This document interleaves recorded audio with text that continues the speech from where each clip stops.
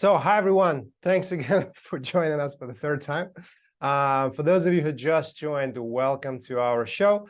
What we'll discuss during our interactive panel is how to become a highly marketable candidate and stand out in your first UX job search. We have invited several awesome guest speakers who have done that successfully and now have quite a bit of experience in the field, who will share lots of insights about their journeys with you and answer your questions. We'll introduce our wonderful guests in just a few minutes.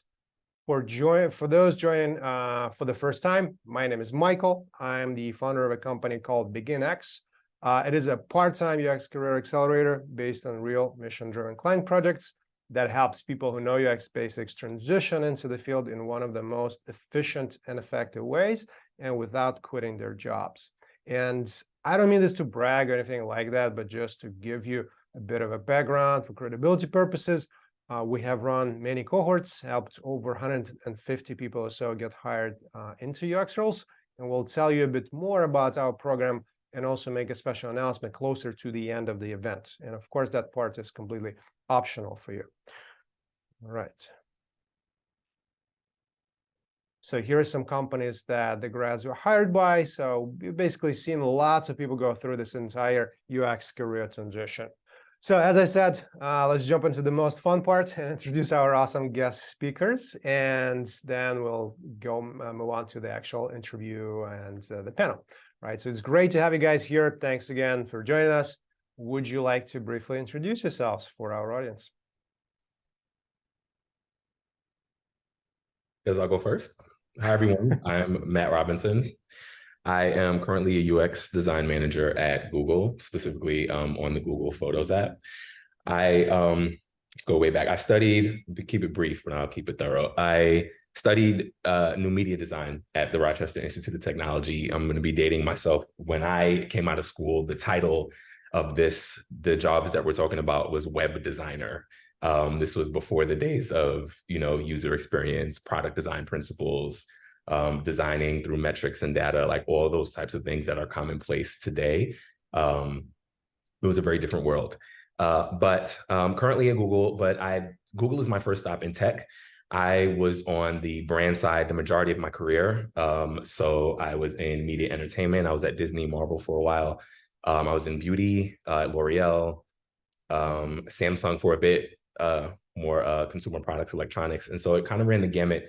But the undercurrent of all of that was always, digital media design, interactive experiences, apps, e-commerce, things of that sort. So happy to be here and excited to talk about the stuff with you all here today. Thanks. Awesome. Thanks, Matt. Anthony. Tough act to follow. I'm Anthony. I'm a senior product designer at Amazon Music, our music streaming service. I have one of those like windy career paths, just like Matt. This wasn't like a thing when I graduated, also dating myself.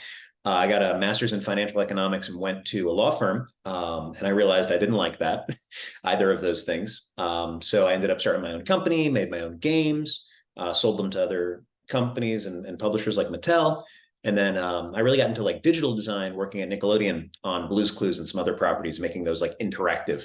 So sort of like playing along with the video that you'd have. And that was like my first foray into UX. I went to a boot camp, different boot camp, and I learned more about UX about 5 years ago. And then I bounced around between Kaplan, Food Network, Vimeo, to Amazon, where I'm at today.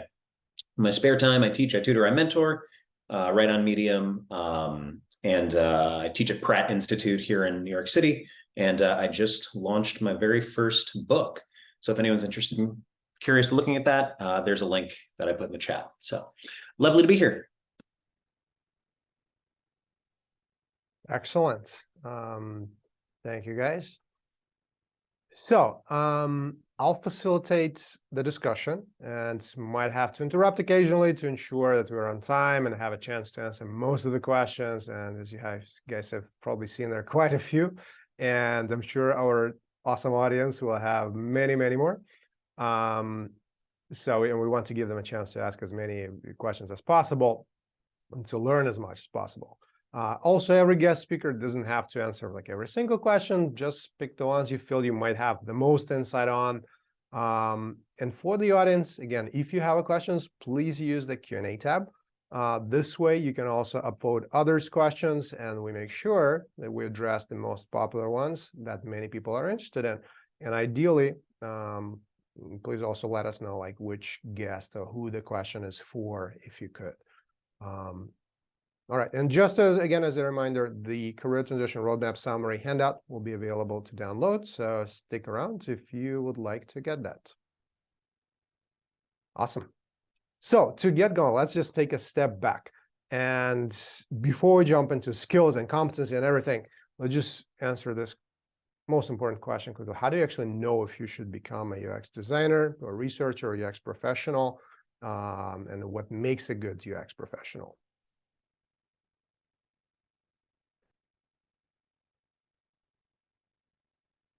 Yeah, I feel like you might never really know until you like try it. I feel like just like a test or some sort of like small project really helps you get a better sense if this is appropriate for you or not.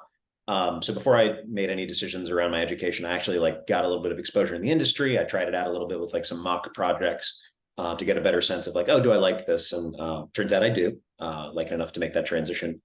So I feel like small experiments is a great way to get started. And I'd recommend like, do you have a friend with like a website that you can try, or like other small courses through BeginX or other places where you can like explore it before you actually like commit to it? I'd co-sign all of that. And also, it's really like your sense of curiosity. I think when we look at the world, so much of UX design is, I mean, you're creating digital products that people hopefully will be using every day or using in certain circumstances that you're solving for. And so when you are, on your phone, everybody, and when you're on your phone and you experience an app and you're like, oh, wow, that little transition was super cool. Or, oh, I like how they develop, the story player on Instagram, or oh, I'm curious about how they landed on, this little whatever it is. I think that is usually the spark that will let you know that you're tapped in and paying attention, right? Like a lot of design, especially when you look at places like Apple or maybe I shouldn't even bring them up. When you look at places like Google and Amazon, right?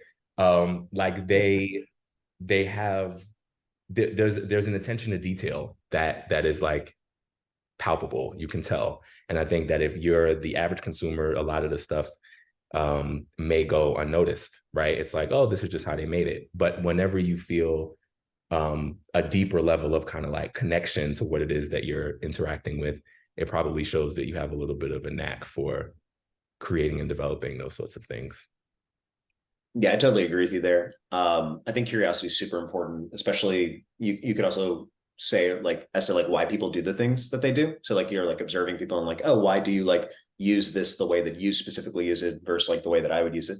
So much of like this field is not designing for you specifically, but for others. So having a curiosity around like why other people's do what they do, a little bit of like psychology, really helps out a lot too. Awesome. So let's talk about hard skills. And again, we're gonna kind of follow that roadmap that we covered, right? Because obviously, right, to be highly marketable, right, and to stand out in a search, first you need to actually build yourself up, right? So you are actually that highly marketable candidate, right? It's not enough to just like learn something and then just be amazing at a job search. That's typically, that's not going to be enough, right? So that's why we're going to first focus on the building phase, and then we'll jump into the actual search. Let's talk about hard skills briefly. What's hard skills do you guys think are like someone really needs to land a UX job?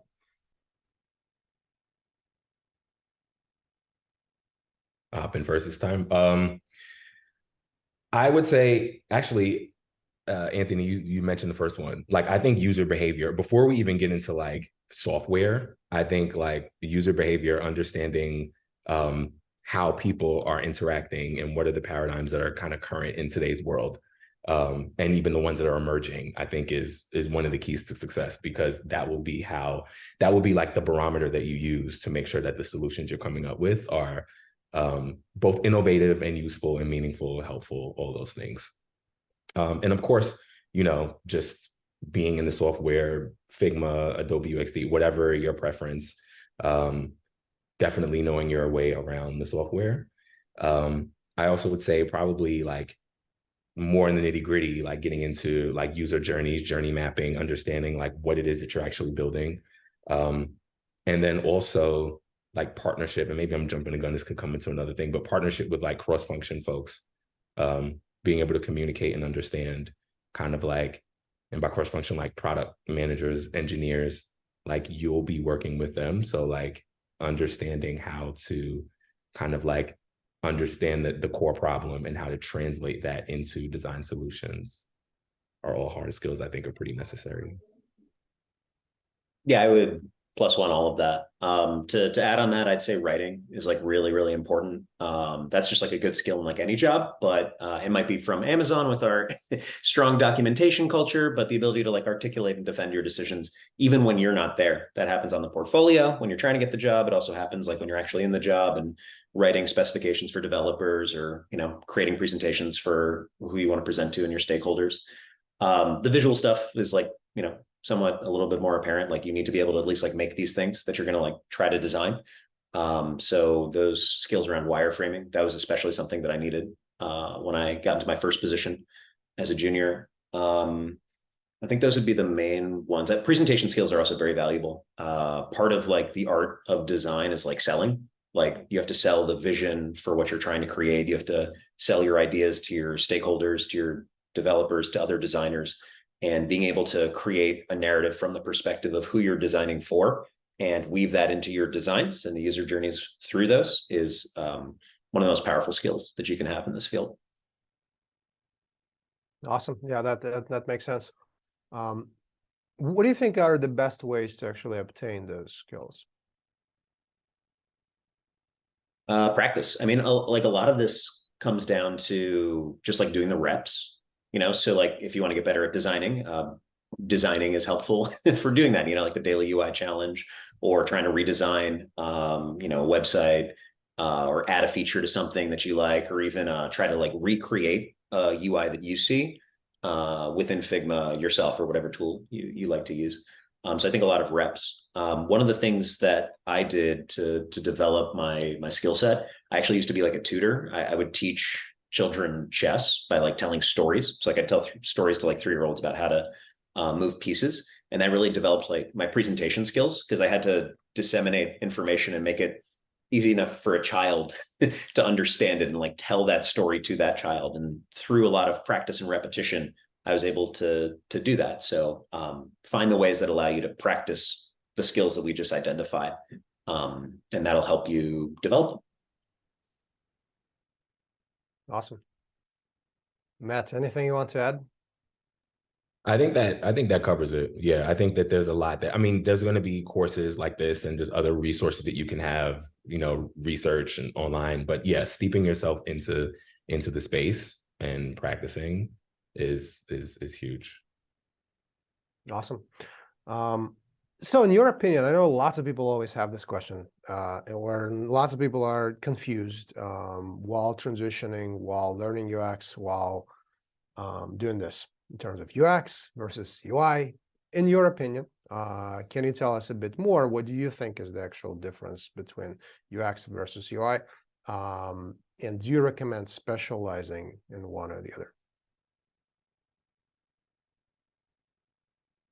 Well, they are two very different. I mean, they complement each other, but they are distinctly different. Not even based on like our opinions, but like they are just different. Like user experience is the practice of understanding how to literally move users through an experience. Like, how do you design a digital flow that will get them to perform a task, complete a task, etc.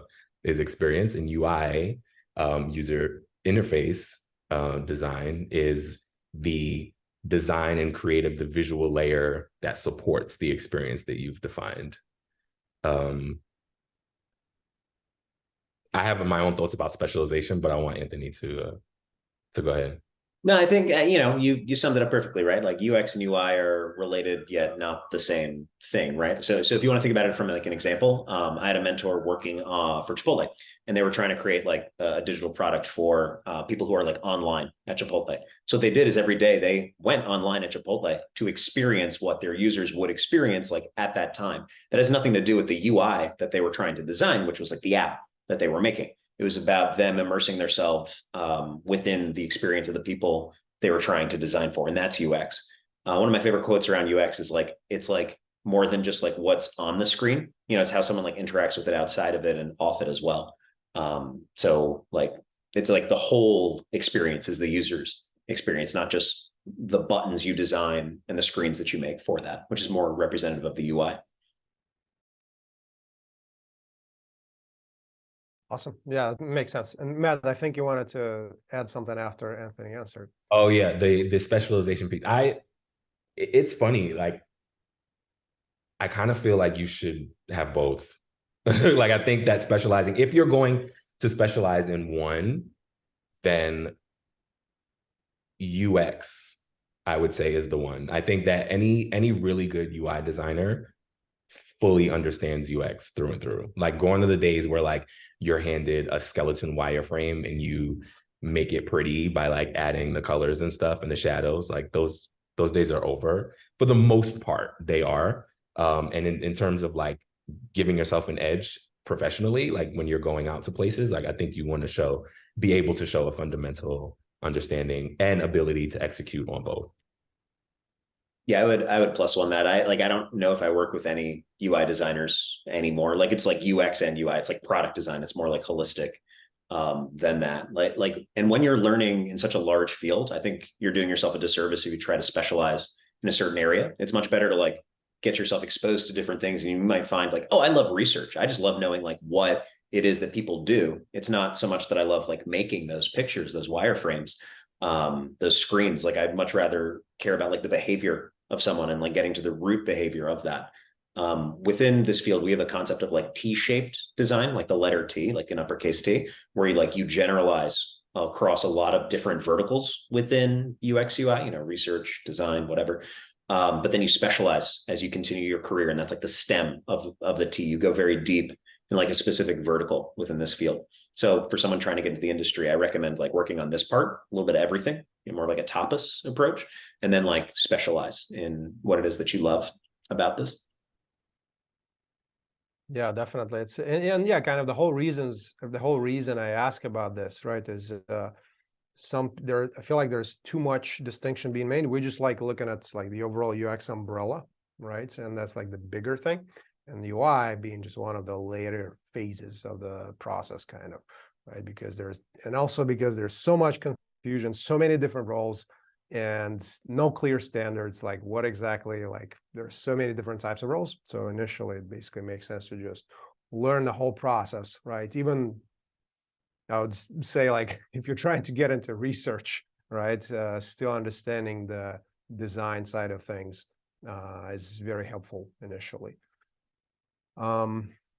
So you guys kind of already touched on this, but anything else you want to add in terms of the importance of UI or visual design skills for those who really want to work in like more classic UX role?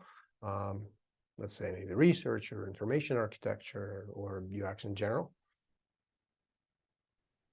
Yeah, I would say you don't have to be good at everything at once if that like eases the burden a little bit. In one of my roles at Food Network, for example, the way that we worked, our stack was like sort of like an agency model within the business, and designers would partner up onto like various initiatives. So I leaned more UX than UI at the time. I still probably do. So I partnered up with someone who was like more of like a UI designer, a more visual that T shape, they specialized within visual design. So they brought over like the branding and like more polished final UI, where I was working on like the deep strategic UX components of that. So you might be able to find some roles within the industry where you get to partner up with other designers. And this is like a question you can ask like during the interview, if you don't necessarily index as highly as you would like in some of these areas. 100%. And I also think in many of the larger or even in smaller shops too, like depending on what organization you're working for, they probably have 99% chance that they have a really robust like component library. Those styles are already created. Like someone on high, like there's an entire system where like you're not making buttons from scratch. So there's like menus and but like there's things for you to pull from as basis. So yeah, so the UX portion of it is probably more necessary than like being able to do the pixel perfection, because most of that will be coming out of a component library. Yeah, you get to like design on Rails sometimes, which is like really nice. So having like those UX skills ends up being a lot more important for those roles. But those roles also exist if you do want to specialize. Like you could just be a design system designer. For example, I have a couple friends, one at Google actually, who like focuses on design system creation and setting those visual standards and like visual excellence. What do you guys think about coding skills? Right? How important is it for UX folks to, well, not maybe be professional coders, but just be familiar with coding in general? I have an idea, but it might be a hotter take. So I'm curious what you think, Matt. Oh, I you don't need to know how to code. But you should absolutely be familiar enough with the code to understand how it impacts your decision making, right? And you also want to be able to engage with engineers in ways that you can speak their language to some degree. This is important when they're trying to translate what you want them to express in the final product. Understanding the limitations of the stack you're working with, or what some of their complexities may be or challenges may be, could help you ensure that you're considering those things when you're designing and building, so that fundamentally the end product is what you want it to be. So yeah, being able to more of a capabilities perspective of understanding code rather than literally being able to write code is where I think the value is.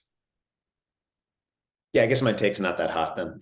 I hate coding. Like it's just not for me, right? Like I've tried so many times, college, like all sorts of places. It is just not what I like to do. They're engineers. That's what they're like hired to do. They're going to build the product for you. Now, I totally agree 100% with what you said. Like you need to be conversational. Think of it as like a language that you speak with someone else. Like you need to be able to ask where the town square is. You need to be able to describe where you're trying to go, and be able to speak that language with engineers in order to be able to understand the technical limitations and convey your designs. And you'll end up designing things that are more feasible and scalable than like making these crazy designs that you love and look really good, but are not like implementable. And it removes frustration on your end as well, because you're like, oh, I made this awesome stuff. Why can't you make that? Having an understanding of like how it's actually made.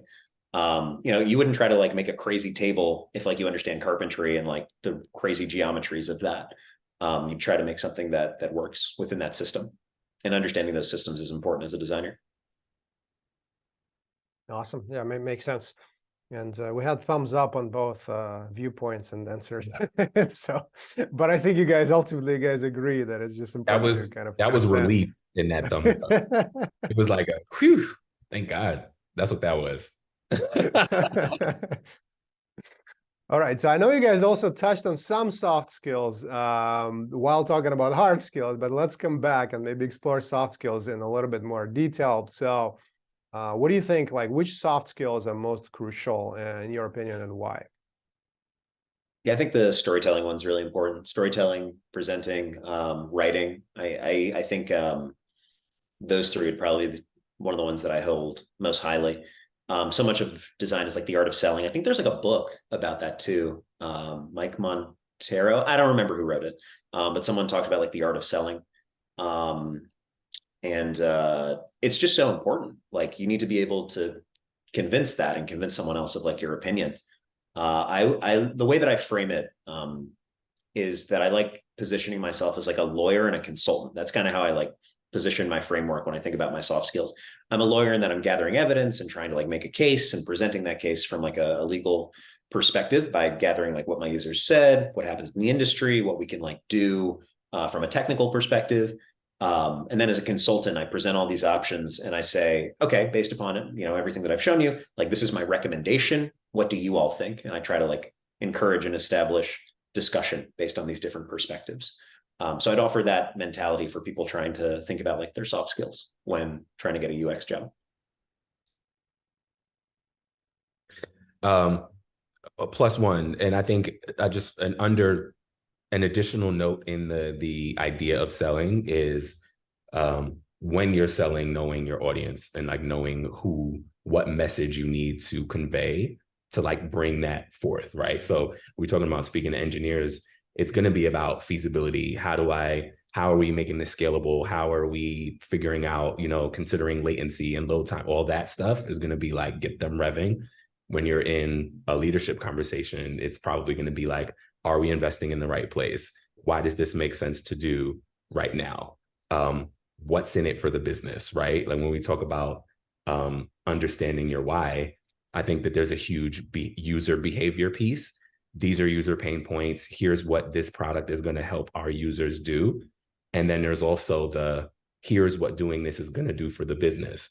If we make this change, checkouts in our cart are going to go X times whatever increase.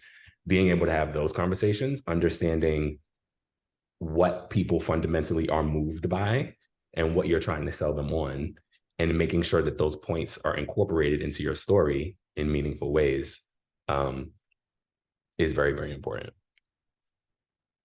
Yeah, those are great points. And we actually had a whole, some of you, I'm sure, joined last week. We had a whole event about storytelling, just focused on storytelling and portfolio, etc.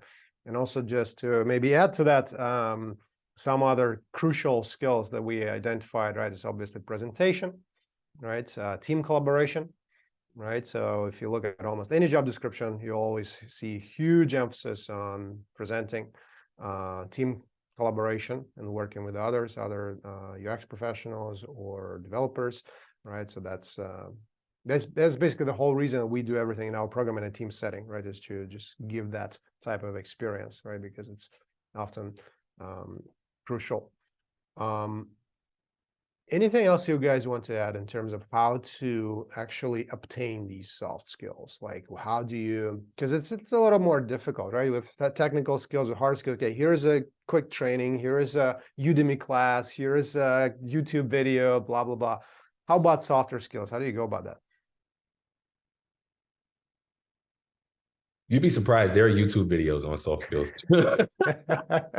It's like, like it's about, patience, personality, charisma, like knowing how to like work the conversation too. Like you can learn that. There's actually books on that too. And again, the names are escaping me, but like you can Google like collaboration, ways to collaborate, best ways of communicating, things of that sort. But I would also say, just like we were saying about the hard skills, you kind of got to hit some rough patches first, like I learned how to have better negotiation skills by like failing to get what I wanted and then saying, okay, how next time do I go about this a little bit better?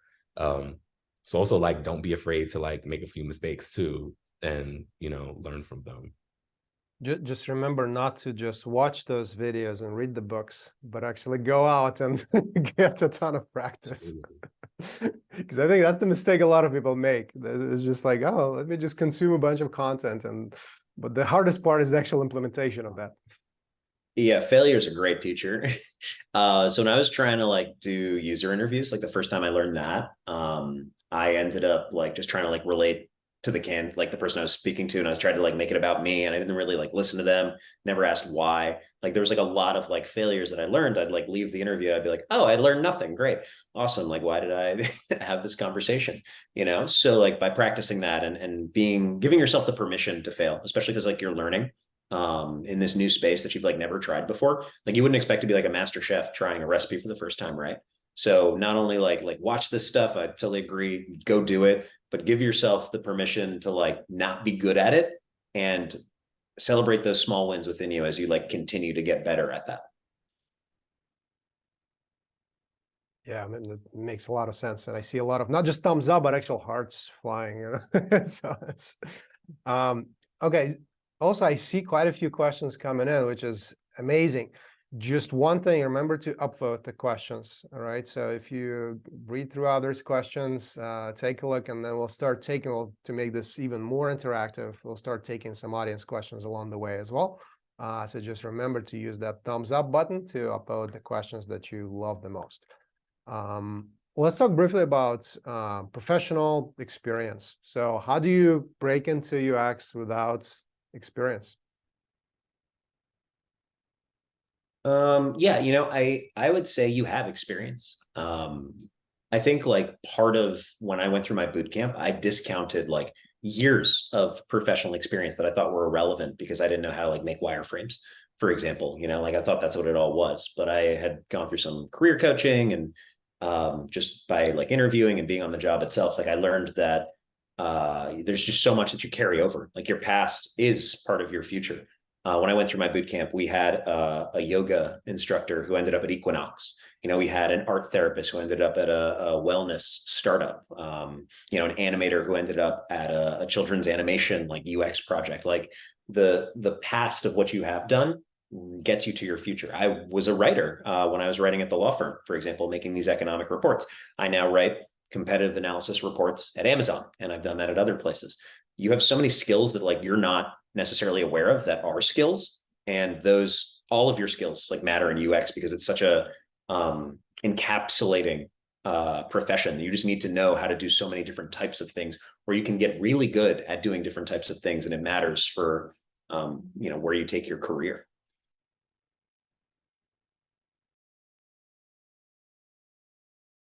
Awesome. Yeah.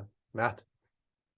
Plus one to that. And then I guess probably, maybe going back to the portfolio, like I think Anthony's right. Like you do have experience. And I think that even if it's not experience at some large company, you have experience solving problems that you can display and convey through problems that you defined yourself, right? Like if you do a case study in which you're doing an exploration or a redesign of something, you can speak to that work in the same way that you would speak to work if you did it for a big company. It's about the fundamentals of the problems you're solving, your ability to speak to those problems, and demonstrate the skills that you have.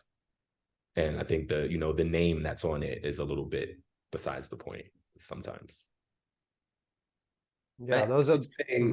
Oh, go ahead. Yeah, go ahead. I was just gonna say, even if you're not, you just came out of school or you haven't had like professional experience yet, like you still have experience. You're a digital native.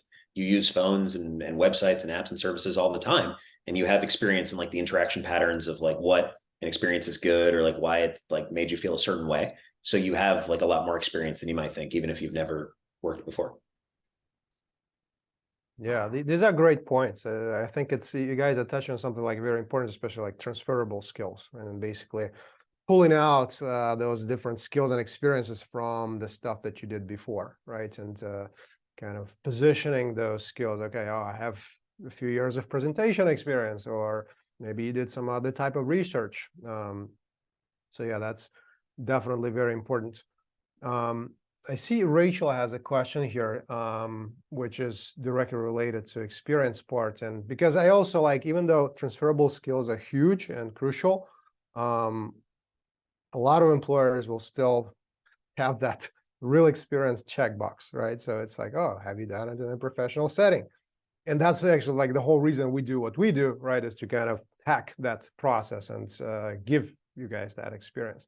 But I want to answer Rachel's question. So Rachel is asking, how do I sell my volunteer UX projects in an interview? I feel like employers would look down on unpaid work and not count it as real work. I'm transitioning from graphic design.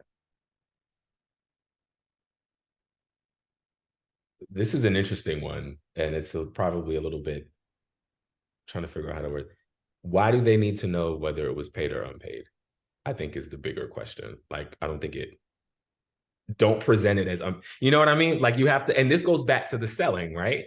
It's like if you made, a cake, we can go back to the chef example. Like if you made like a wonderful plate of food, like no one has to know, well, yeah, like I didn't use premium ingredients. It's just like just say, look at this wonderful delicious meal that I made. And that's the thing with the project too. I think instead of positioning it as unpaid work or even volunteer work, I mean, you could say it was volunteer because that demonstrates a little bit of a, especially if it's like a community-based program or something that's more philanthropic, that might be actually a good story, again, selling, for you to say like, yeah, like I'm very passionate about this space.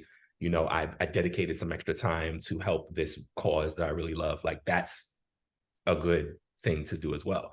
But if it's just unpaid work that you wanted to just get some work under your belt, they don't need to know that it was volunteer. You can just say, this is a project I did with X organization, and you lean more on the value that you brought rather than whether they paid you or not.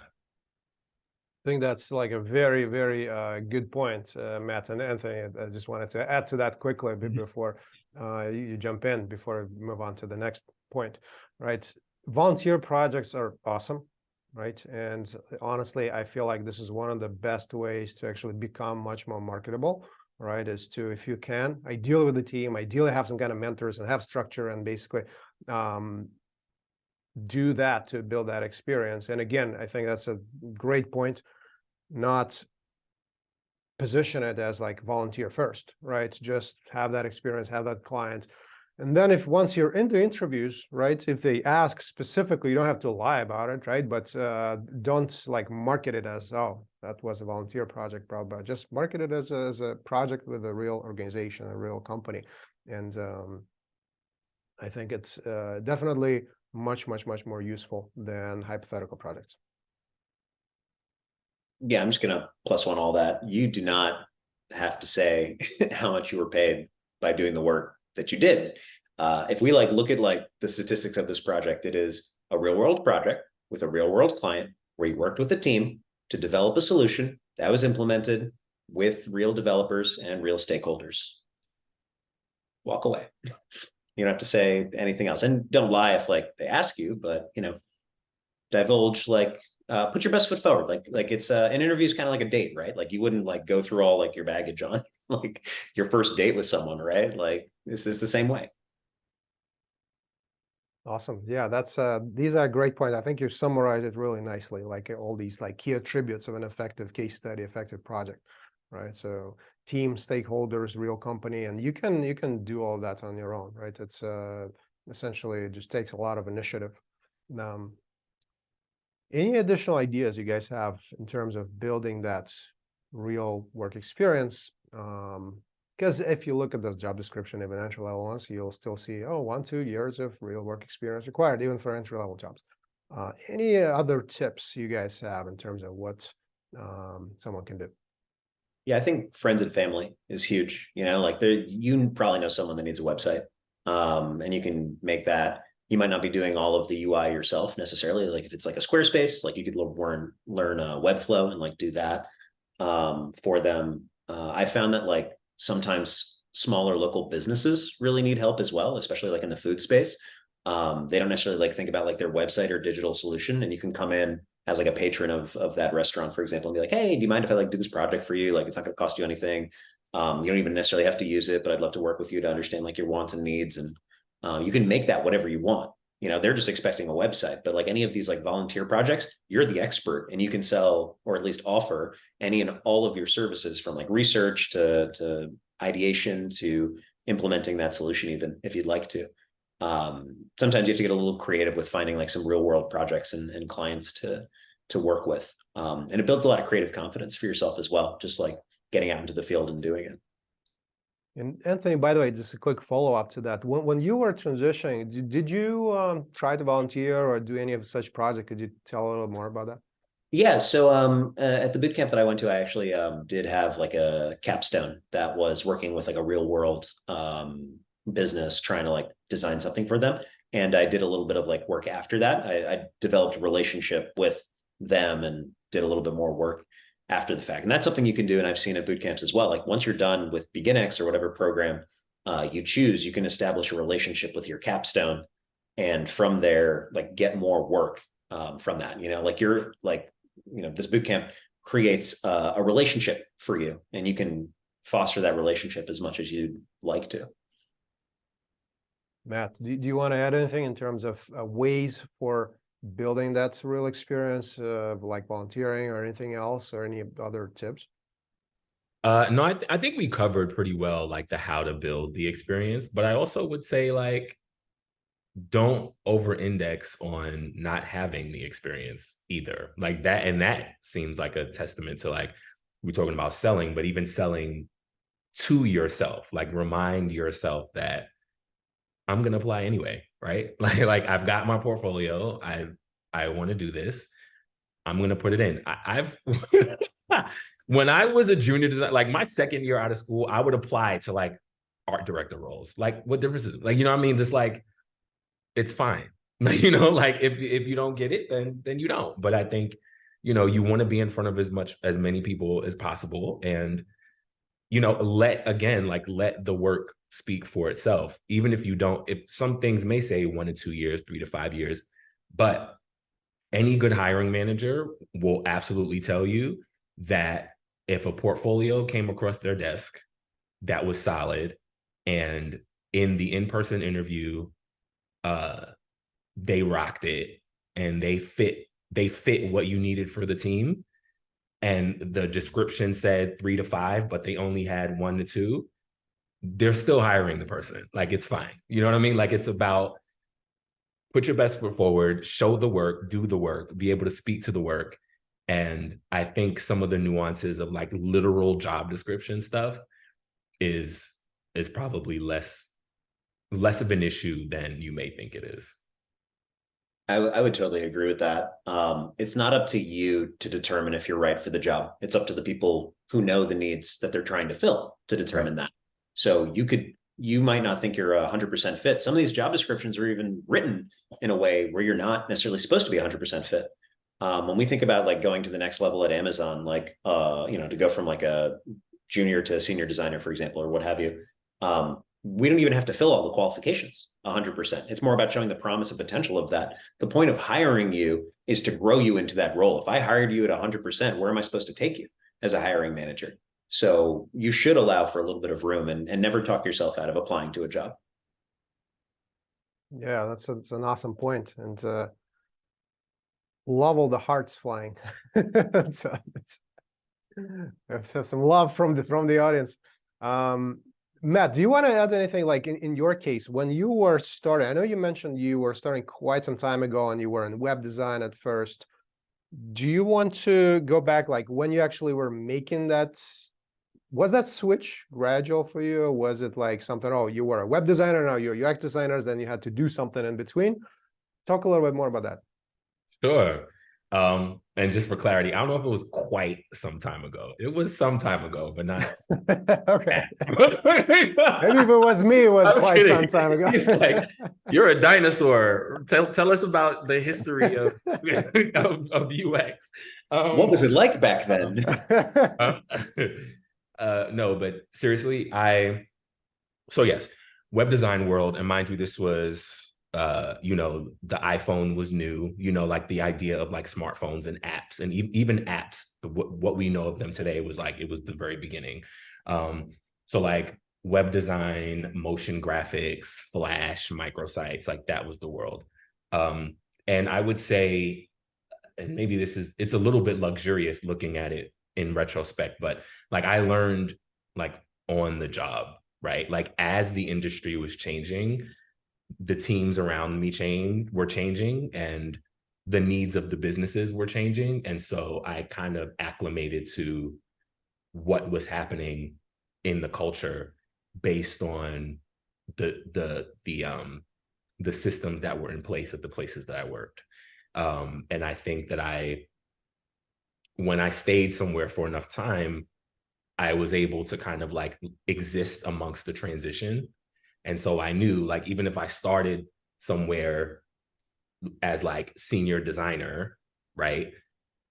So at Marvel, I was at Marvel for 5 years. And so like I was the senior designer and then went to art director. But I knew that when I left, because of the way the industry was, the way that I needed to market myself going from there forward was going to be way more user experience and product driven and framed, right? And so yeah, just remember, it's crazy how much the idea of storytelling, Anthony, is coming up today, right? But like so much of this is like framing yourself, framing the work. And so, yeah. But it also just, I think that to be successful in the role, I kind of had to have more an awareness of actual user experience design principles, because that was even how, even from an engineering perspective, that's how things were being built, right? They weren't like these one-off web design pages. Everything was like design systems, components. Like you needed to think in a more compartmentalized systems way in order for it to even be executed correctly.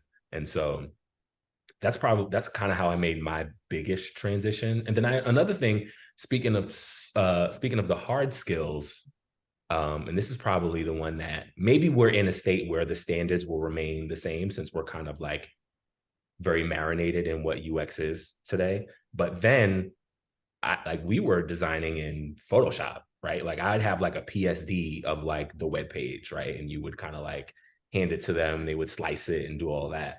And then we moved to things that were like lighter weight, like the Sketch and, and even Figma. I would say Figma, industry standard, arguably today, is really only like a couple years, like that's a couple year old thing, right? Like we just a couple 5-6 years ago, like very shortly before COVID, Figma wasn't the standard necessarily. I mean, it was used a bit, but it wasn't at the height that it is now. So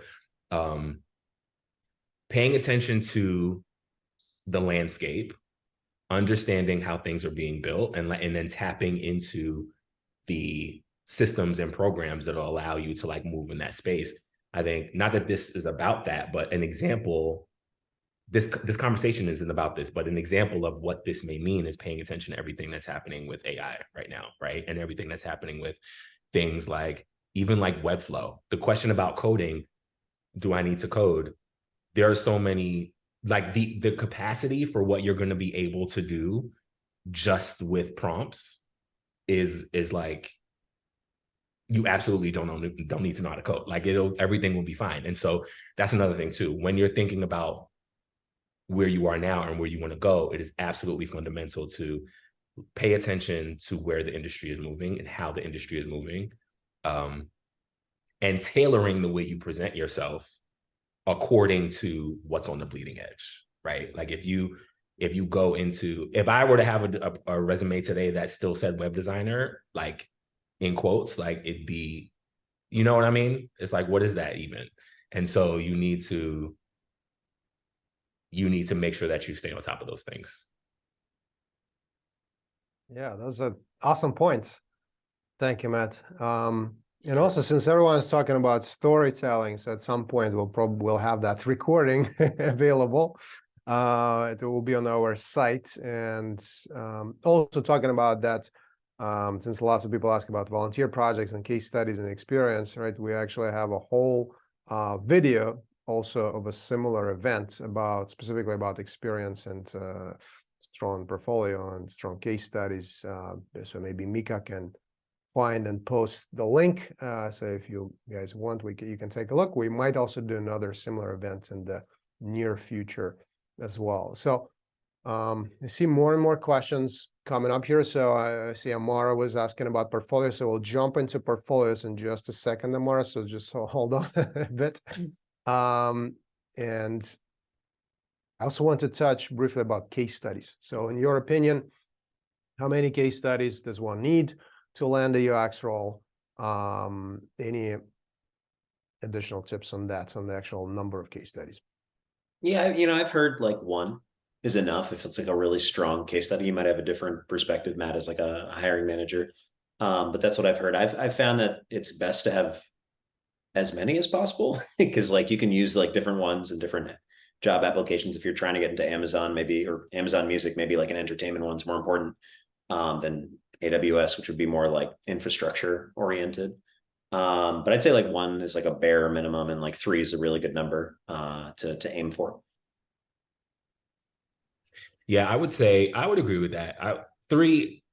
1 to 3, I think is good. And also think about 2 things to consider. Like the breadth of each case study doesn't have to be the same, right? Like you can have 1 or 2 really, really super deep, robust ones, And then you can have some smaller ones that just demonstrate different capacities that you have. I think it should be less of kind of just like what we were saying about the resume, like the 1 to 3 year, like it doesn't have to be that rigid. I think that it should be about how you're going to convey what you do really, really well. If you need to do that across 5 smaller projects or 2 big projects, then that's fine. But it's really about making sure that you're demonstrating what you can do and answering the call about what they need you to be able to do, and demonstrating that clearly and beautifully in the portfolio, and less about like the rigid number. It's more qualitative. Yeah, if you go back to like the job description, right, and there's like those 10 things that are being looked for, if your one case study hits all 10, then you've demonstrated that you can do the job. So I think it's really that quality within it. And I love splitting it up. What I do for my portfolio actually is I tend to show like a UX-y one, like a really heavy UX one that I'm like really proud of, and then like I tend to show like a UI heavy one, and like in conjunction of those two being combined, you get UX UI, you get the whole package. So one of my favorite answers in this industry is it depends. So a lot of That's what you factors. get all the time. Yeah. And Anthony, how many case studies did you have when you first got started, first job? Yeah. So I was in a bit of a unique spot because with my business, before going to UX, I actually was able to turn those into a couple of case studies. So I had like some example projects that were like, oh, I've got like all these different like entrepreneurial things that I did beforehand, and sometimes I presented those. But really, I think I had like 2 core ones that like I really leaned heavily on. One of which was like my capstone with the client, and another one which was like a project that I learned a lot about and made a bunch of mistakes on. And that turned into like a really good narrative and story around like how I learned as a designer, and a lot of other stuff that signaled some of the softer aspects of what someone would be looking for in someone just entering the field, which is like an appetite for learning and like being able to like learn from their mistakes and the humility from that. So I kind of like positioned it in that way. Yeah. I have another thought here, just really quickly. I don't know how much time we have left or the questions we have left, but don't underestimate the power of your portfolio itself being a piece of work. Like the actual container of the work should be stunning. Like that's a part of it. Like, and why would the work inside not look like or convey what it is that you're saying you're good at, right? I think that should also be a piece of it. That's one. And then 2, you have to show a little bit of your personality in there as well, even in the aesthetic. Like I think that your color choices, your font choices, like every designer has like a certain point of view. And I think it's good for some of that to come out in the way that the portfolio is presented.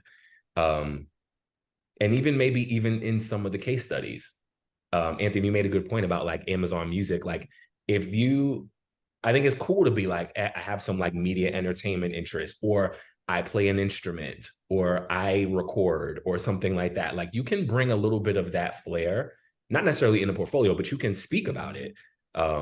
Like who you are as a person should resonate just a little bit in the way that you present the work.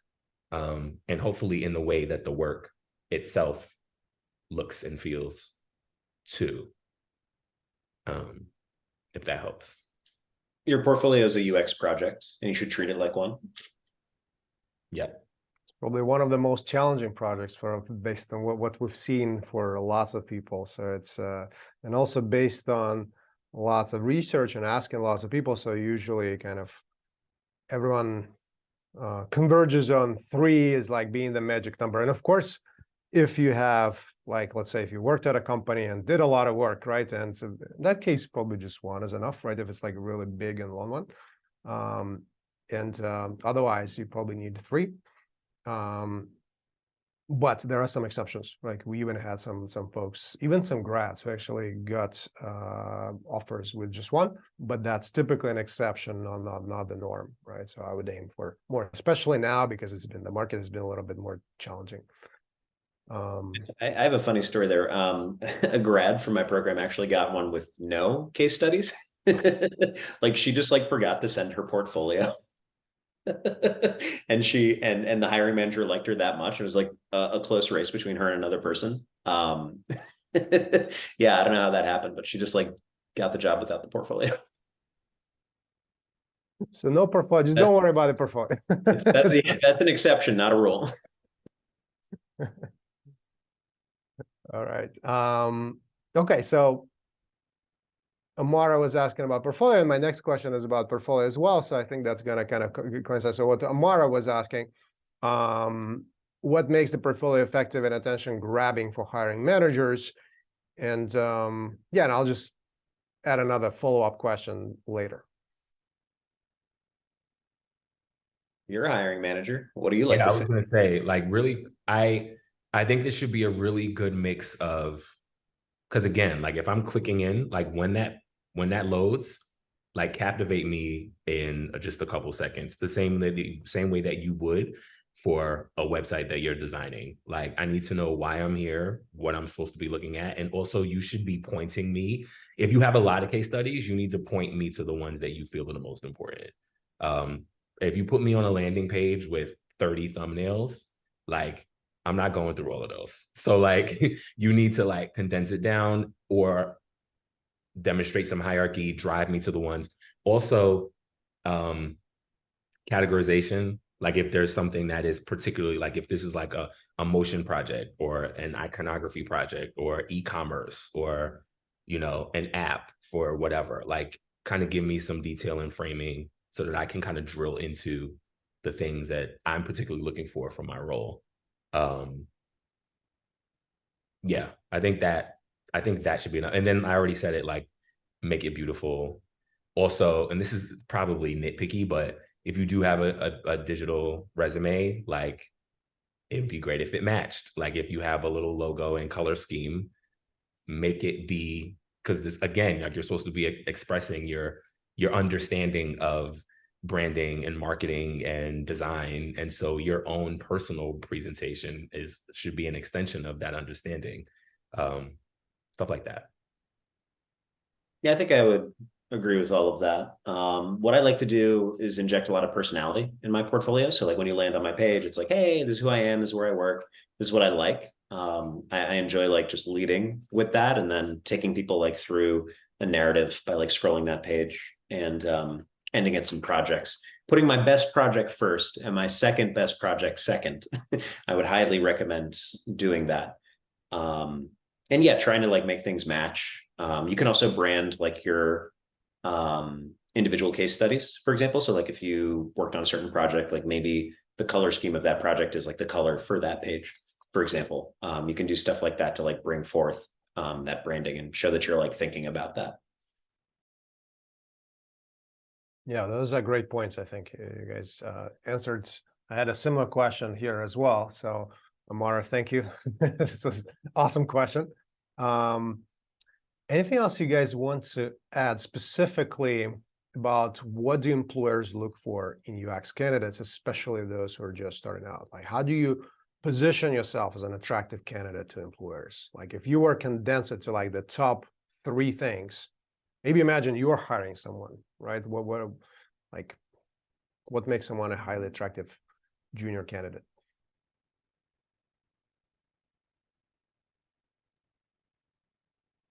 I think it's the ability to speak to the work. The ability to speak to the work, and this is going to come through in the interview, right? Like maybe this is beyond the portfolio. Well, it's partly because your case study will be thorough, but when you're in the room and you've landed it, your ability to speak to the work and the decisions you made, I think, are paramount. I've had really, really good interviews with people who, at face value, were like, "Wow, they're really, really junior," and there's a lot of growth here, but they are already thinking strategically. They're already demonstrating like a curiosity for the space. I can see talent in them that I'll be able to cultivate. You know, like those are the things. I think we talk a lot about a portfolio, but your ability to, even if your portfolio doesn't have as much as you would like in it, if the way that you show up is a slam dunk and the way that you can answer the questions then that will give you an edge. And also being curious about the organization you're joining as well. Like, and that's why I think that a lot of this isn't really always hard and fast. You should always remember that you're interviewing them as much as they're interviewing you. So you should want to know, like, what are your priorities? What is the team structure? How might I fit into an organization like this? What sorts of things are you looking for? Those kind of things should be a part of the conversation, to make sure that you'll even be happy there, you know? And after Anthony answers, I also have a quick follow-up. Sure. Yeah. No, and I agree with all that. I would say when being in the door, absolutely 100%. To try to get into that door a little bit more, I think clarity and captivation within a portfolio is like what I see whenever I'm looking at these. I should always understand what the problem is. I should understand like you going through it every step of the way. I should know that you know what you're talking about, and that should be clearly communicated in your work. But also, I see a lot of junior designers just kind of like put up artifacts, like different design artifacts. Like, here's the wireframes. That's enough, right? Like, there's an assumption that like by putting the work on there, these different artifacts that you create, that we're taken through your story and your narrative. And we really aren't. You need to like be able to sell that. We talk about selling a lot, but you need to be able to like take me through all of your work. And the way in which I'm going to consume your portfolio, unfortunately, is, I've got to look at like 10 or 20 portfolios at a time. I'm going to be driving like I'm on the highway, looking for these like little like exits to take that like interest me and intrigue me. I won't be able to necessarily read all of it at once. So knowing that I'm going to consume it in that way, and that recruiters will and other people will as well, what can you do to design strategically for that type of user who's only like scanning at like a high level? A lot of images, a lot of headers that describe the story. The way that I write my portfolio is, you don't have to read it. You can just read each header, which you're doing as you're like trying to wayfind throughout this case study. And by the time you get to the end, like you read my case study, like because of the way that I designed those headers. So thinking like in that way can help you get from, just being a portfolio that just has a bunch of deliverables to telling a story just by having people navigate your case study. Awesome. Yeah, those are great points. And you, Anthony, kind of touched on some of what I wanted to ask about. So, because we talked about interviews, right? And like, let's say when a candidate already made it there, anything else you guys want to add in terms of, let's say you are looking to fill a role, right? And you have those 50, hopefully not 550 resumes or portfolios, right? On your desk, let's imagine, or on your computer, right? Maybe if you print it out, whatever. What's your process like? Like, how do you pick who to invite? It's kind of like a sense for me, like I see it on the portfolio, and the way in which the portfolio is designed is really a lot. It tells me like a lot about that designer, like the way that they've laid things out, the way that they take me through their work. A lot of the time, I feel like that's like my barometer. I don't really look at education. I don't necessarily look at like years of experience. I don't even necessarily look at the resume first. I just go straight to the portfolio. And I use that as a barometer because like that's the digital product that this designer owns that has no restrictions or requirements. Like, what would you make? Blue sky, do whatever you want. And that's this product that communicates you, which is perhaps like the thing you care the most about, or one of the things you care the most about. So I feel like just the portfolio's construction alone tells me a lot about who I want to bring in. And from that, I'll pick and choose like, the examples that seem really valuable to talk about. Same. So Matt, in your case, Anthony, you mentioned you would look at portfolios first. Matt, would you look at portfolios first, or would you use resume as a quick filter? I can speak historically, like when I've been at other places. I use both. It's balanced. It's balanced. I mean, it depends on what comes through first. Typically, I'll get like the portfolio URL I'll get from the resume. So, yeah, I'll check the portfolio. I'll check resume and portfolio. It's kind of like a package deal. But I don't think that there's something about the resume that would stop me. If a resume is not beautiful, before I was working at my current employer, like there were places, it would, a beautiful resume is going to make me want to look at the portfolio more. And that's why I think it's important to have a beautiful artifact that is your resume. Yeah, I think that's I will say, like, the places we are now, we have like recruiters that funnel a lot of people to us as well, right? Like, It's so a like very, yeah. that 500 becomes like a 50 or a 30 or a 10. So we don't even necessarily get to do this pretty often now. It's more so from a historical context.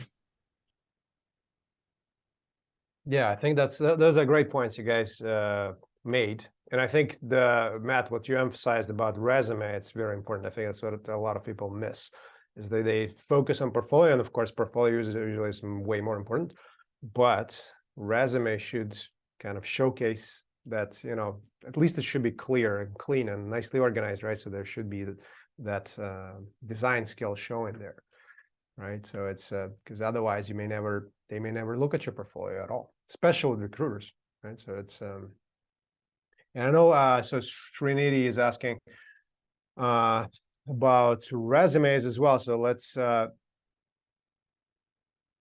you guys have any thoughts? So she says, I've gotten mixed feedback on the 1-column versus 2-column resume for design. I had recruiters say that they won't consider a UX resume that's not 2-column, but others say that ATS can't read them.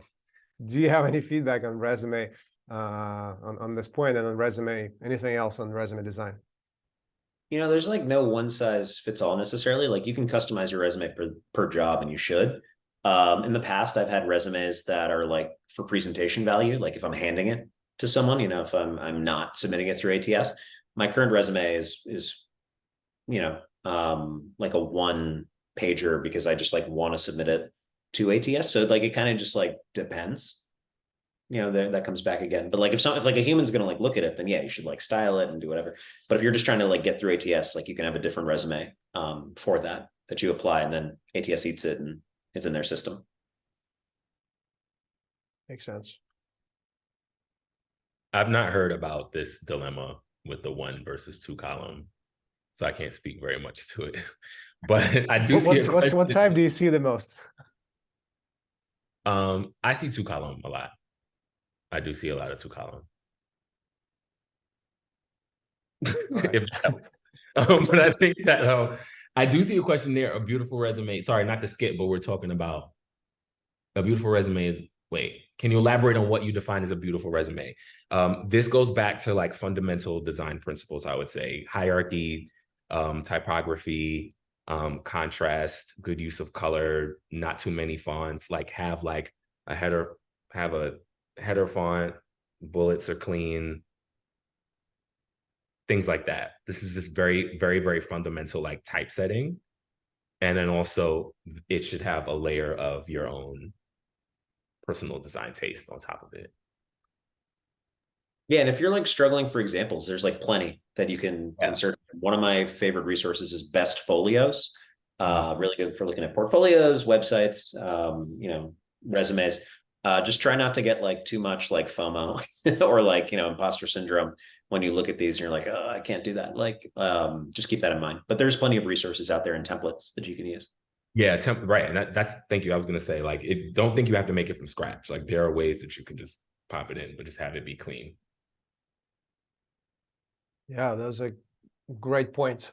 And by the way, I see that some people put their questions in the chat, I believe, of some follow-ups. So remember to use Q&A tab and upvote as well, to make sure that we take as many questions as possible, because I see lots and lots of questions. There's probably no way we can get through all of them, but we'll try to address as many as possible. And we will be wrapping up, to start to wrap up relatively soon, because I know we've been going for quite some time, but we'll try to address as many questions as possible.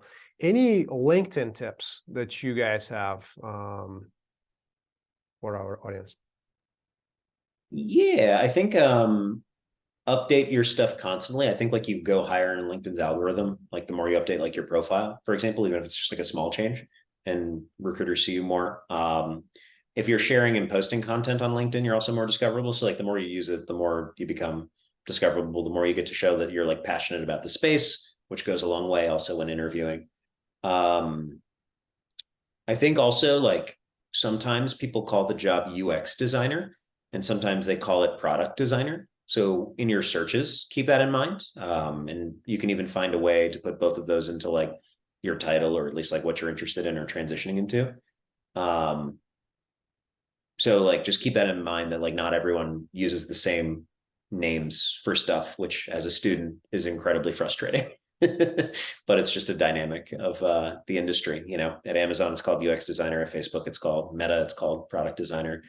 I forget what it's called at Google, actually. I feel like I've seen both. UX. I feel like I've seen interaction designer sometimes too. I think yeah, Yeah. they have Right. and then Apple has product. Yep. So just all over the place. So just keep that in mind in your search. But like call yourself one. Just like choose one of those and like that's what you are. All right. So let's see. I know people coming back to talking about experience. So let's take one more question about experience, because that's usually what you see, that the one of the biggest challenges that you see on those job descriptions. So Amara is asking, how would you go about job descriptions that are looking for junior designer with 3 to 5 years of experience, right? So not just 1 or 2, but 3 to 5. Like anything else you guys want to suggest? Just apply, do more volunteer work, freelance, anything else, network, anything else you guys want to briefly respond to this? Ignore the number. Just keep it moving, you know, apply. If your work's good enough, they'll be interested. Yeah. All right. And I hope that's not, we're not trying to like minimize it by any means. Like there is we definitely understand the pressure or the kind of like anxiety or whatever it is that could be like, how do I go about this? But sometimes it really is just like put your body of work together and get it out there. Yeah, and also keep in mind that a lot of these job descriptions, often they're not even able to find that perfect candidate, right? Because some job descriptions, they're like too perfect. They have like too many check boxes, and sometimes that candidate does not even exist. You know? So just, yeah, don't be afraid to apply and to move forward. All right. In terms of search channels, in your opinion, what do you guys think are the most effective channels and methods for looking for work? Yeah, I mean, LinkedIn's like a very obvious one. A lot of people post on LinkedIn when they're looking for people as well. So following the right people that like signal boost that, and that's something you can develop over time. But I follow a bunch of people on LinkedIn, for example, that are like very good at reposting other people's jobs, for example. So that's a good way to stay on top of things. There are a couple of like search engines that help that are maybe not as familiar, or at least at first glance. I mean, Indeed is another big one, but Well Found, which was formerly like Angel List, is a great place for finding like startups. Sometimes startups take like a bigger bet. They might not necessarily have a budget or as much of a budget to hire some bigger players. So you can always like you might be able to find a way that way. And when I was in my search, I actually befriended a bunch of recruiters, especially external recruiters. There are a couple of agencies that focus specifically on UX recruiting and finding those recruiters and telling them, hey, you know, I'm going through this program. If you're open to like helping me out, or like, would you do a coffee, or like just whatever. Mind looking at my resume. Like it's their job to get you a job. They're trying to like find talent. So external recruiters are very helpful. My first 2 jobs in the industry actually came from external recruiters, for example. So yeah, definitely like talk to those people because it's their job to find you. And definitely, you know, go to the job boards on the organizations that you want to work for. I think that's probably another thing we didn't talk about. Like I would like all of you to have a short list of places that you want to work, besides the big ones. Besides, like, you know, like what brands intrigue you? What products do you use? Like what plights do you want to add value to? Right? Like I think that sometimes we focus a lot about like, I want a job and I want to do this, but it's like, for what reason are you doing it? Like tap into the problems that you want to solve, right? Maybe you do live in more of the you know, philanthropic community service world. Is it fashion? Is it music? Is it tech? I think there's a lot of different ways to realize user experience and design. Every industry has it, right? even pharma, right? There's huge digital needs in pharma, in the pharma space, like full agencies that do just medical digital experiences. So maybe that would help too. I think there's always going to be like job boards and stuff like that. But maybe you should also like tap into the type of space that you want to exist in and what you want to use your power for, right? And then see what exists in those arenas. I had a friend that loved basketball. He applied to the NBA as like a UX. There's like everybody has a website, right? So it's like, I want to be this person, but for Coca-Cola or for MLB or Zara or, Chipotle, even like Anthony was saying, like do a little bit of investigative research to tap into, because while of course the goal, like everybody, we got to pay our rent, right? So the goal is to get a job, but also the goal is to like be satisfied and interested in what it is that you're doing. And I think only you can answer that. And I think that you should have this idea of applying to everything, but you should also have like a lens in your head about what it is that you're actually going for. And you can maneuver into those spaces accordingly. Yeah, I fully agree. And just to hammer that home, like these people who made the transition at my boot camp, like I was saying before, like their past got them their future. Like this person who's so passionate about teaching yoga, that she has a great understanding of like the human body and exercise and all this stuff, and that ends up lending itself nicely wherever she ended up working at Equinox. So there's like this element of within UX design needing to know your user and your use cases in the industry. And you'll know that by being like super passionate about basketball. Like you have a good context of how to design for someone else who also is super passionate about basketball. So those types of like connections can help your transition as well. Yeah, those are great points. And I see Dara here is asking about how AI will change UX design. I know it's like not related to today, but we're actually going to have likely going to have a whole event dedicated just to that, because I know it's on everyone's mind and it's a very important topic. So Junvi is asking, there is so much competition when applying through traditional channels like LinkedIn, Indeed. Is it better now to cold email hiring managers instead?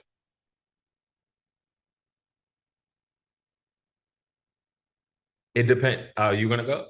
I'll go. It No, depends. as a hiring manager, I was wondering how much you were going to open up your emails just now. I I I would say it depends. I think if it's a smaller, actually, you know what? Blanket, try whatever you feel you're comfortable with doing. I think that something like that would probably be more successful at a smaller place, or at like maybe like startup or a smaller business or even a smaller agency. I think, I mean, you could shoot your shot always, but I think that the bigger the place is, the less likely you even have their email, really, unless they're directly connected to you in some way or referred. But yeah, I would say try it, but I don't know how far it will get you, because you're still gonna have to go through the channels, like the proper channels, in order to get in. Yeah, there's like a process, right? Like there's like a recruiter that does that interfacing because the hiring manager is busy like managing the team and trying to get the work done and hit those business goals. So the larger the organization, the less likelihood there is of that. And that's why those recruiters exist there. Sometimes when you apply on LinkedIn, it says who the hiring manager is. In that case, the hiring manager, to the extent of my knowledge, has opted in to having those conversations. So, in the same way that you wouldn't want someone coming to your house, like knocking on your door, like there might be some separation that those hiring managers want by not making them available in that way. So I think, yeah, it definitely works better at a smaller place. And if the person who posted the job has made themselves available to be contacted when you're looking on LinkedIn, I think it's appropriate to contact that person with a well thought out, respectful message. It's very important to craft that. Yeah, I think Matt's also made a good point about having your list of companies, right? So what we also do in the program is kind of use that approach from that 2-hour job search book that I always talk about. We're not affiliated or anything, just love that informational interview approach, right? And networking, right? And essentially what they call is a lamp list, shortlisting employers and then trying to build connections and relationships in all those different companies. And obviously not starting with cold emails, but like, hire me, I want this job, but building relationships, doing informational interviews, like reaching out to people, asking them about their professions, right? And if you click, it might lead to a job, or you might be referred later, or maybe you never know. Like basically, that's why it's so crucial to just start networking and doing it in a smart way, not just like, hey, I want this job, but read that book, 2-Hour Job Search, if you're interested. Read books like Influence by Cialdini, which talks about persuasion and kind of will help you go through interviews as well. So yeah, that's definitely very important. It also can help to, if you're mass applying somewhere, to see if, before you apply on company's website, to see if they actually have hiring activity on LinkedIn or Indeed, etc., right? And can help you prioritize your applications. Okay, so Mavish is asking, the tech layoffs are scary, and it's been super hard to get a job even with a master's degree in the field. What do I do? It's a hard time right now. I mean, this year we saw a lot of layoffs. And I don't know if we're like fully out of that yet. We're starting to see some hiring coming back, which is nice. I'm hoping 2024 is a better year for that, and we get to start growing these teams again. But there's no like easy answer to that outside of just, trying to do some of the things we mentioned and putting yourself in a good position for next year. At the end, like we're at the end of the year at this point.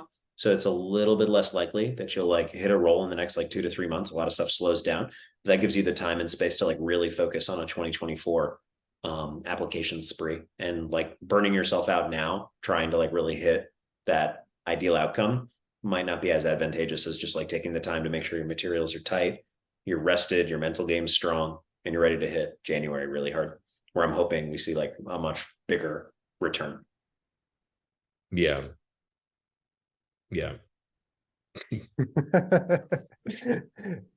Yeah, these are good points. And also keep in mind that you're talking about tech layoffs. What you have to keep in mind is that UX roles exist not just at tech companies, right? So, and when tech companies, because the main reason, right, is that they had those layoffs is that they kind of overheated with their hiring during the pandemic, because everything digital was just exploding, growing like crazy. So keep in mind that there are other sectors and other roles, like all different, like pharma, right? Or like Matt was mentioning, or like financial sector or healthcare, et cetera, et cetera, et cetera.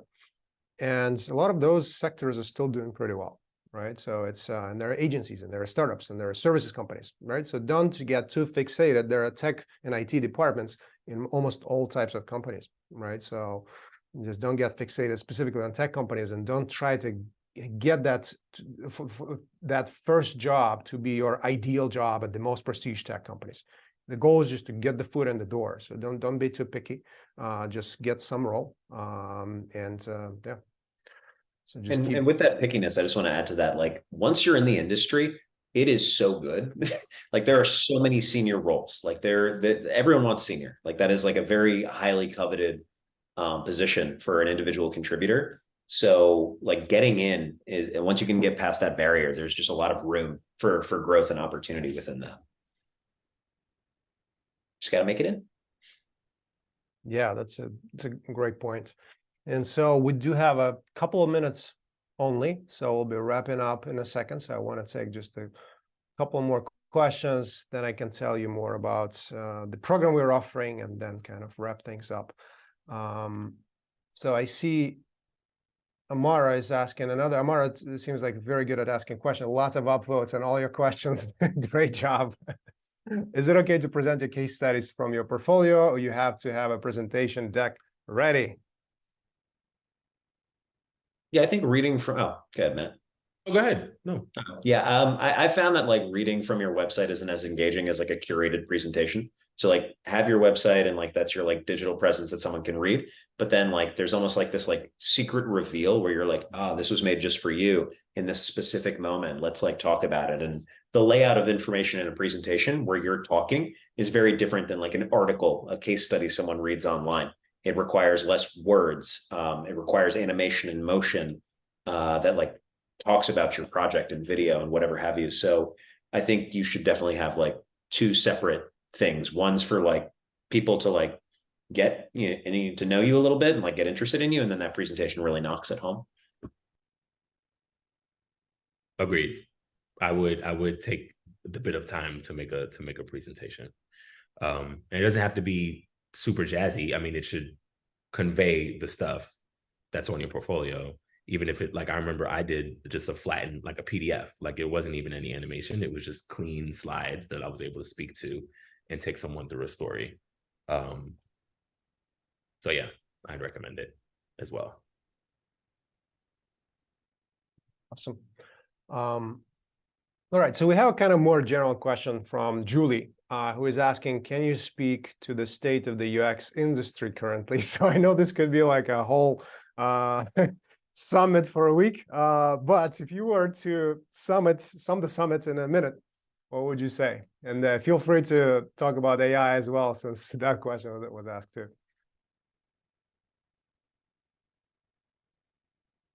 I mean, I think this is a heavy question, but the state of the UX industry, I think that we're in a really great place.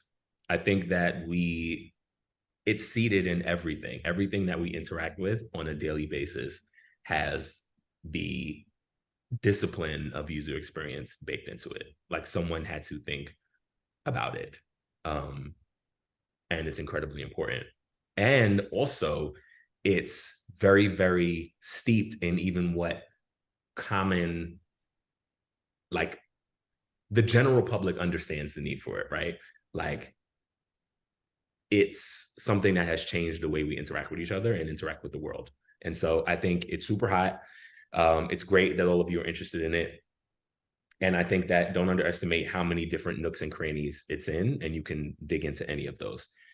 Looking toward the future, I think AI is going to be huge. I think that it's going to change all of the industries. How it's going to actually change this specific industry, I think, is yet to be fully determined or realized, but I think that we have signals on what it may mean. I think there's going to be different modalities when you think about wearables and things of that sort. I think that is going to be very interesting. We've seen some places, big companies launching things lately and announcing things lately in that space. And realizing how that too, because again, it's all about the behavior, right? So how as these new technologies come in, how does that change the way that we interact with each other and information? And what then needs to be incorporated into your toolbox to properly address these new fundamentals that are going to be coming up. So the UX is great. I think it's just like technology itself. It's going to continue to redefine and stay, and emerge based on what's happening. But I think it's pretty solid and exciting. Yeah, I would plus one all that. UX is in a great spot. The value of design is bought in at many organizations, both large and small. People understand that design is a differentiator. There's a business value for it. There's a business value for it, then there's demand for it from organizations. And it's also well documented. Like there's a lot of design systems and patterns, and people talk about it all the time. So there's tons of knowledge to consume. So if you're a lifelong learner, this is a fantastic field to get in, because there's always going to be something new to learn, not just within any of these verticals as they exist today, but also as they will exist in the future. When we talk about AI, when we talk about the future of UX, AI is going to be a huge part of that. The fundamentals of what makes this industry good and what makes good experiences aren't necessarily going anywhere. So you have like a lot to learn from and a lot to look forward to. When I think about AI, I think of accounting. Actually, I think about like the introduction of a calculator and how much that changed that industry.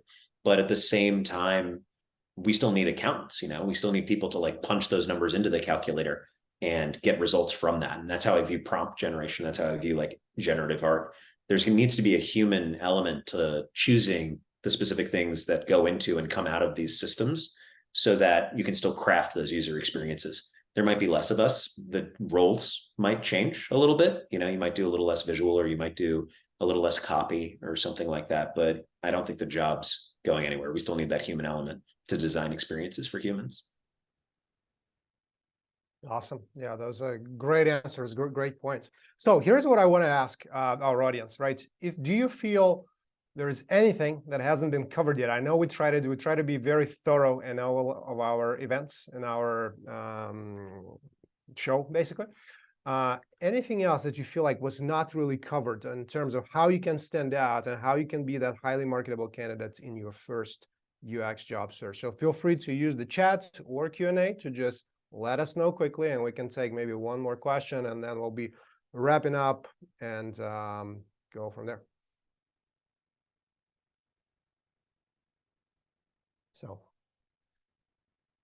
I want to make sure, because I know we addressed a lot of things. And meanwhile, while the audience is thinking, what do you guys think are your top 3 tips? Anything else which you haven't said before? Top 3 tips or top 3 mistakes to avoid to be that highly marketable candidate searching for your first job? I can give one off the top of my head, and then I might think about the other two. It is so easy to burn out. It's like really easy to burn out while trying to make this transition. I've done it. I've seen other people do it too, where they just like kind of like peter out or give up, or they're not seeing like the results that they want necessarily. But no, it's just like kind of like going to the gym, right? Like you go for the first month, or you go for like however long, like you do the reps and it does pay off. You just don't necessarily see those results immediately until one day you look in the mirror and you're like, oh, this is working. That's great.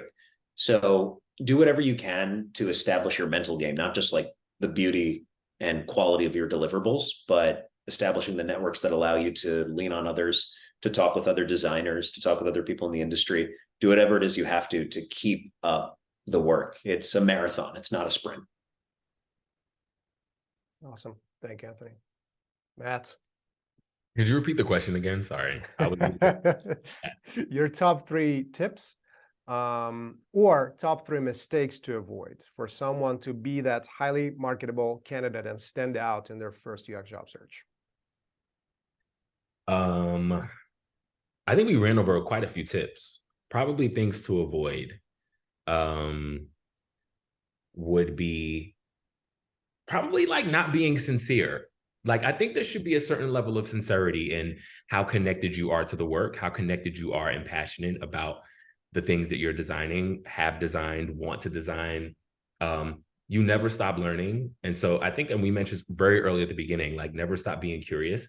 You should have an idea of like in the wild, like what your favorite apps are, why you think they are, what your favorite brands are, how they're maneuvering in the digital space. Like these are some things that you should be able to speak to off the cuff. And those types of things kind of demonstrate your kind of like indoctrination into the atmosphere. And I think not doing that could do you a disservice. Not that I think that you should go deep into those things, your passions in the interview or in your portfolio, but I think a glimpse of that is very, very helpful. And I think one mistake, and this is what we've been trying to like drive home, I think tonight, is like, it's important to understand the job descriptions. It's important to understand the requirements, but like the very nitty gritty, should it be 1 or 3 case studies? Should it be this or that? Like there's no like seesaw of mistake or not mistake.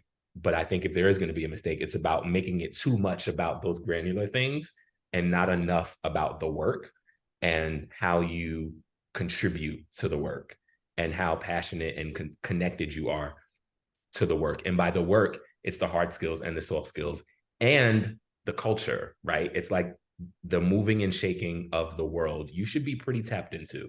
You should know like where people are spending their time online, what people are engaging in, what some of the trends are, not necessarily design trends, but behavioral trends. You know, why are people spending so much time on TikTok, for example? And what about that can be captivated into or leveraged to like do something else, right? I think there's a lot happening in the world, and you should remain connected to it and understanding of it. Because if you're tunnel vision like this in Figma, and like, here's my wires, like I'm a designer, like this doesn't work. You gotta, because all of the inspiration for your design is coming from out here, right? Like it's coming from the way people are moving about the world and how you're moving about the world, right? And so one mistake I think would be to not acknowledge the fact that you're designing for real life use cases, and there's humanity that's required for that, your humanity and the understanding of the humans that you're building stuff for, and like integrating those together is how you succeed. And that is beyond like the bullets on the resume. So make sure you pour into that as well, and you'll be fine. This was awesome. Thank you, Matt. I even see this beautiful comment here from Miles Rodriguez saying, these panelists were amazing. Do they have more content? Do you guys have any content or anything you want to share or where people can find you or read, or anything you want to suggest or share? Well, Anthony's wrote a book. I think I've been inspired. Maybe I should write a book. I just have my portfolio. I'll drop it in the chat. It's just my name, Matt, and my middle name, mattmandrick.com. And it's a little outdated. I don't have anything new on there. Like it's from everything pre-Google, but yeah, you can check that out. And maybe later on I'll have a podcast or something for you to listen to. But that's about it for now. Yeah, we can share later. So Matt, if you come up with anything else, I will just send it over in our newsletter. Okay, cool. Thanks. Yeah, that'd be great. Yeah, that's Anthony. You want to share your book name, and so I'm sure a lot of people could benefit from that. Yeah, I'll post that again. So I write on Medium, post a lot on LinkedIn, do a couple podcasts here and there.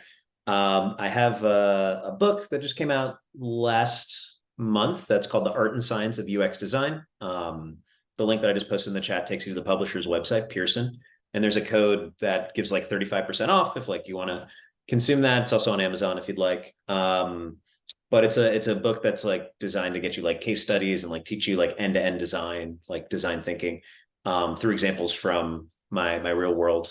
And like the exercises are like designed to go through each part of like the design thinking process, from thinking of that idea to producing it and making it out in the wild. So I'm in a bunch of places, and feel free to say hi. Thank you so much. This was awesome. So hope you guys enjoyed the event and got some great tips on becoming that highly marketable candidate that can stand out in their first search. So talking about that, people often ask about our program. So as promised, I wanted to tell you guys briefly about that.